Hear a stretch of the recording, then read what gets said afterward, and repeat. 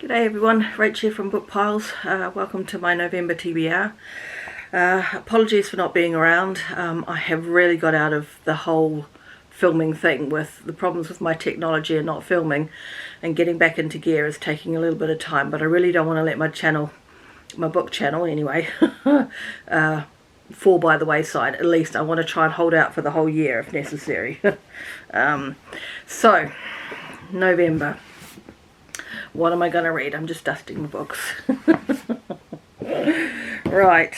I haven't looked into this too much. I know traditionally November is non-fiction November, and that's my main focus.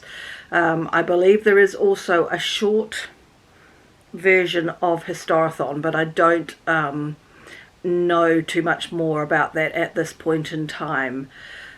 So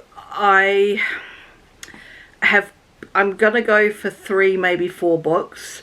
I am ahead of the game thanks to series September, where I read 10 books in a month.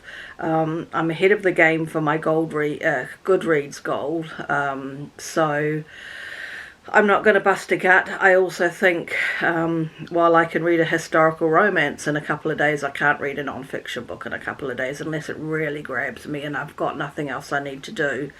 So I think I'm going to average a book a week.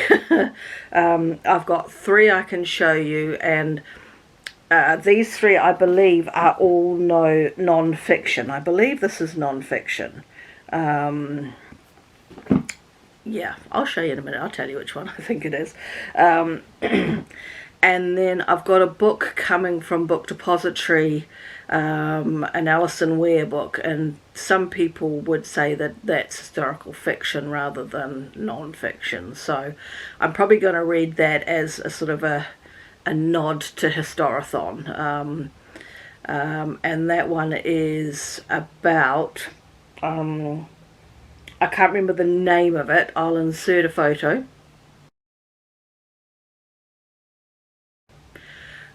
It is about the princes in the tower that were killed by their uncle. Richard III. Yeah, Richard III and the princes in the tower. Something along those lines.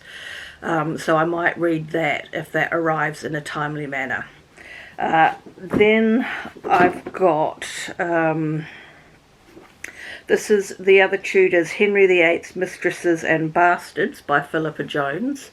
And this is the one I believe is also non-fiction. I'm pretty sure this is non-fiction. I mean, yeah. It does not say, it just says history, but I'm pretty certain. Yeah, so this will be interesting. So I've just read, oh, you can't see them. In my arm out of the way. Just here, under my arm. I've finished this year the 6 Tudor Queens, so those are all Henry VIII's recognised wives. So this is going to flow on and get into his playing away from home business. So that's one book. Then I'm going to read, because this has intrigued me since I discovered it earlier this year, this is Slaves in the Family by Edward Ball. This is quite big, so I hope it's an easy read. So this fellow, Edward Ball, tracked the descendants of the slaves who worked for his ancestors in South Carolina, I believe, Charleston. Yeah. So I think this sounds like it might be really interesting. There's a heap of photos. I've looked at the pictures already when I first got the book. So I'm intrigued about how he's gone about finding those descendants and what the upshot of that is. And to stay on that same theme, I'm going to go with Never Caught, The Washington's Relentless Pursuit of Their Runaway Slave by Erika Armstrong, Dunbar. So this is not something I had ever heard about until this book cropped up when I was buying the Jefferson books. they're out of sight, they're further up on that pile. So this must have come up as a recommendation, or if you like that, you like this sort of thing. And I was never aware of this story at all, and I've been to Mount Vernon, but that was it was 1996, and I don't know that I didn't go into everything and read every panel and all of that, so yeah, so I'm intrigued to read this story, and it's not as bad as the other book. The Slaves and the Family is pushing. In actual books, it's in the 400s, but then there's a whole lot. There's family trees. I think it's going to be fascinating. So that's what I am going to go for. I'm going to take a break from historical romance for a month, and get these books read. I hope. I need to get back into the swing of things. I've got some ideas in my head. So I've got my what I read in October, which I'll record next week.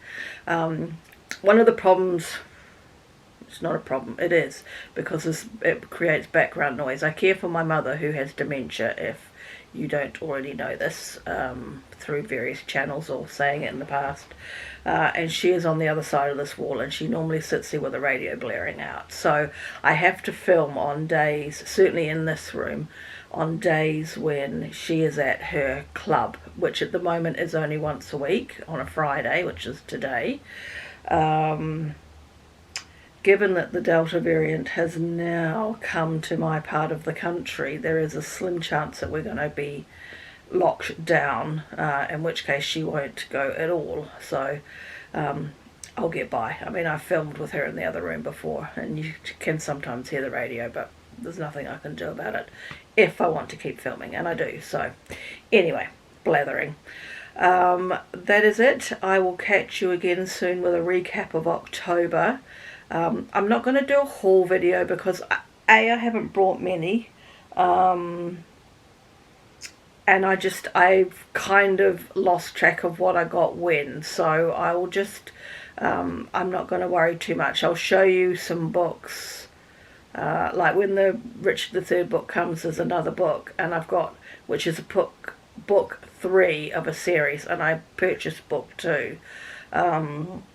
I've got some second-hand historical romances, which I don't think I've shown, so I'll kind of just do a roundup of the last few months, and I won't delve too much into what I brought on the Kindle, because that will take an ever so long time to edit. So anyway, that is me. I will stop waffling. You can tell I haven't filmed for a while. I'm waffling.